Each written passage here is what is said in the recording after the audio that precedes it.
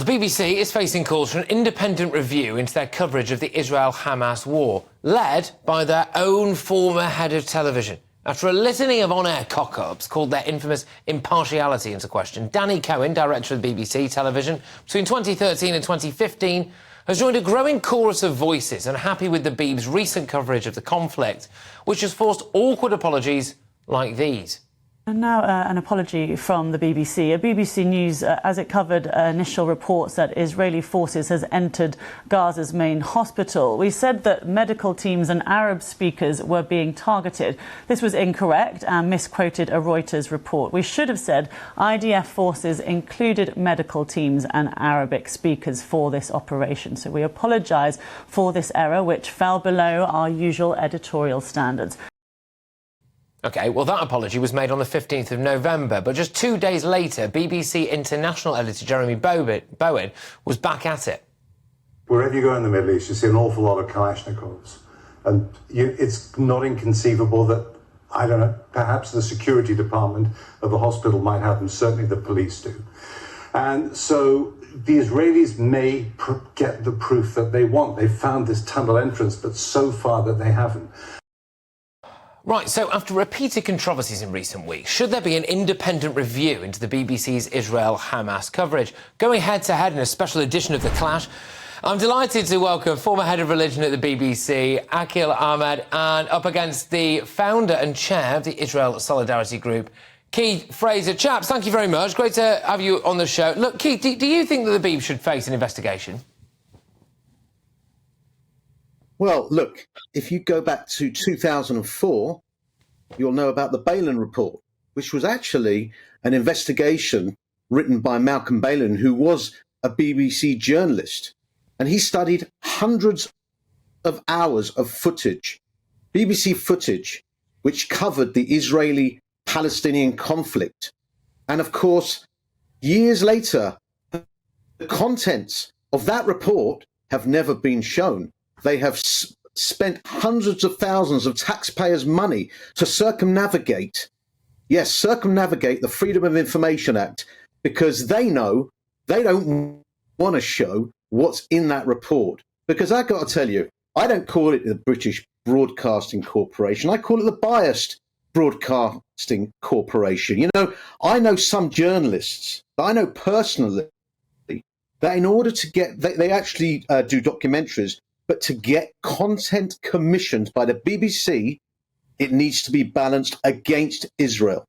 OK, all right. Well, so I'll come back to you. I'll come back to you on that, Keith. All right, some quite strong stuff there. So, you know, Akhil, I'll give you the chance to come back on this. Do you think that the BBC should face an investigation?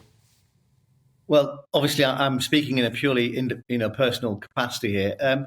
I think all broadcasters, all news organisations need to have an investigation at the end of this, because I think there's a bigger question here. I mean, I know Danny really well. I used to work with Danny, but he's never worked in news, you know. And actually, when you're on the ground, I worked in news for many years. You know, when you're on the ground, you know, things go wrong. And I'm going to tell you now, this particular conflict, there's no getting around it. Not just the BBC, lots of broadcasters have made lots of mistakes, because I think we're actually into a different kind of technological situation here now, with social media and disinformation and deep fakes and all sorts of things are going on. And basic errors will always get made, particularly when you don't have complete access to locations at all times. It's an absolute mess. So I don't think the BBC needs to be just investigated. I think we need to investigate how this has been covered by absolutely everybody, because everybody is making mistakes. And what it's showing us is, in a social media age, that some of the old rules of reporting and some of the ways that we've all worked, all of us, you know, GBNews included, they're very, very different now when you think about the world that we're in now. And I think it's really hard to kind of like say the BBC have been bad, or Channel 4 has been bad, or CNN has been bad. Everybody is making mistakes. I think there's almost two aspects of this for me, which is the reporting of events on the ground, and that is, I think, very, very difficult and can be victim to mistakes, right? Just mistakes for whatever reason. But there's the thing that I find quite unforgivable, I think, is very often the reporting of the things that are happening over here, actually. And I think especially the BBC might have questions to answer there. I don't know what you feel about that, Keith.